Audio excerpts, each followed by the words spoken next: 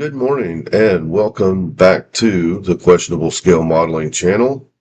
My name's Robert and let's see, it is Sunday morning and yesterday we got all the body work done on the Renault 5. Today we're starting primer and paint. So let's change the camera because I've got it sitting right there and let's take a look at it. Okay, so here we have our uh, Renault 5, and if you can't tell in the picture because of the lighting, there's just a slight gray tint to the white plastic. So even if I paint the car white, I want to be able to look at my mold lines and just kind of a quick guide coat. So what I've done is I airbrushed an extremely light uh, coat of Mr. Surfacer Gray.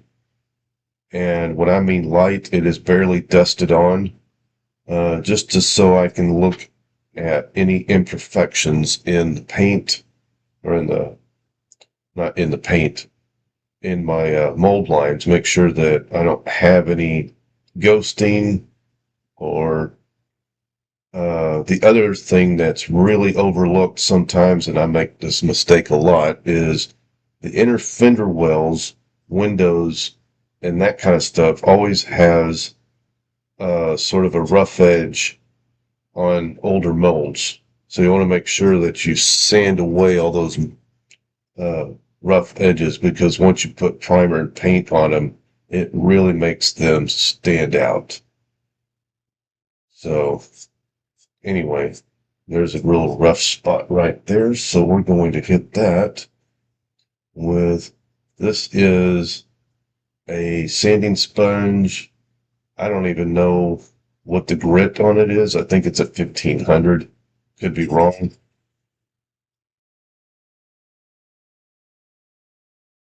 But for this, it will suffice. Not sure what that was, but I think there might have been a hair on it.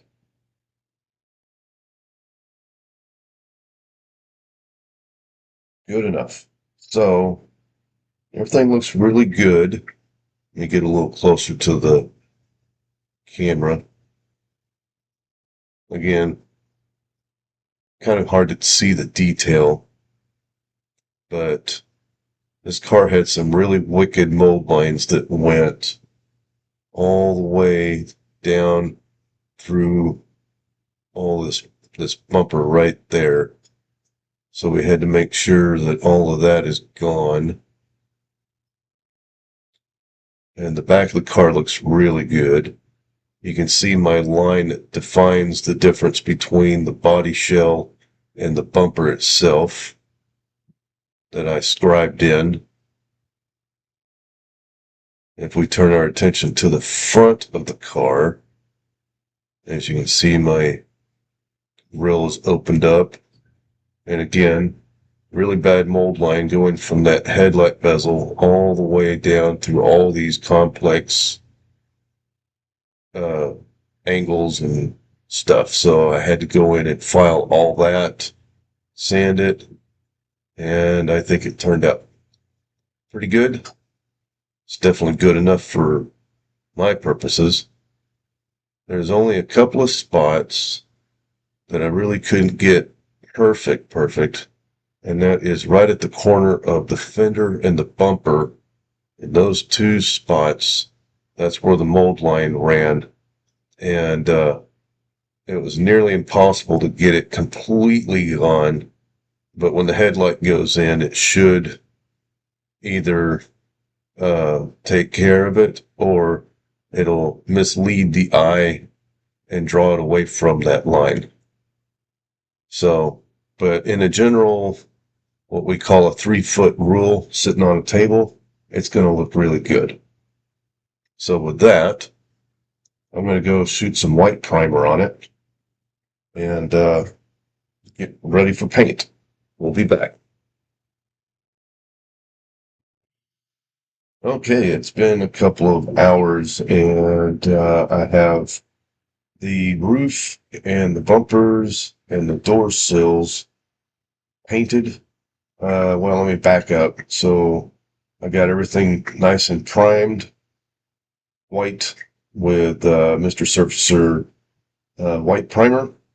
Then after that dried, then I went ahead and sprayed, uh, I believe it's Pure White by Tamiya.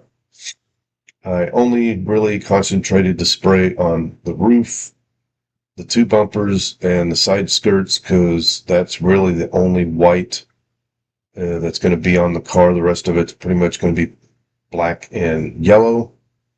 So I'm going to give this, let's see, I already showed that you really can't tell other than the white that I used has got a little sheen to it because it's a lacquer.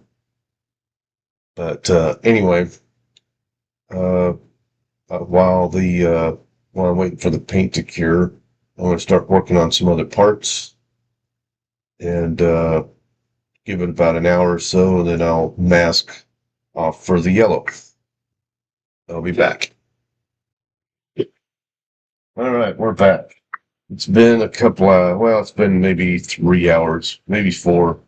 Uh, I did a little bit of other stuff, but so I've got all the white bumpers and side skirts are masked off so I can paint the yellow. And since the top is going to be, or the whole sides of the top are all going to be in black, I didn't just, I didn't bother actually masking off the white portion. I just taped the whole thing off because there's no need to paint any yellow up there because that would just be wasting paint. We're just going to concentrate on what we know is going to be yellow.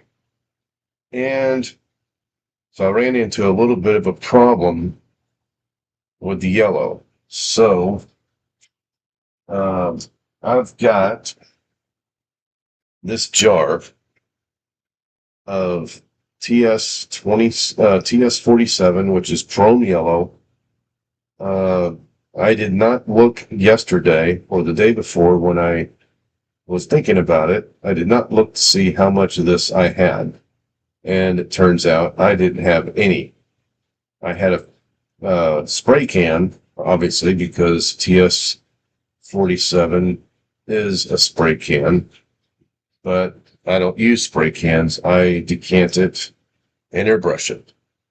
But I didn't know I needed some until, probably about 7 o'clock this morning, which is when I decanted this stuff. So I'm going to go try to spray it now, even though it hasn't been that long since I decanted it. And you can't see it from the camera, but there's still bubbles in here where the propellant is gassing off. So I'm hoping all goes well. It's up to room temperature, so it may already be done. Who knows?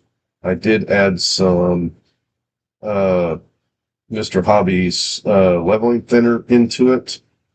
So I'm going to test it out, but I'm going to test it on the actual model itself, because that's how we do things here. So wish me luck, and we'll be back. And we're back. So I got the yellow painted. So there's the front. Looking really good. Really good masking job on the bumper, if I do say so myself. Side skirt. Still white. Rear bumper.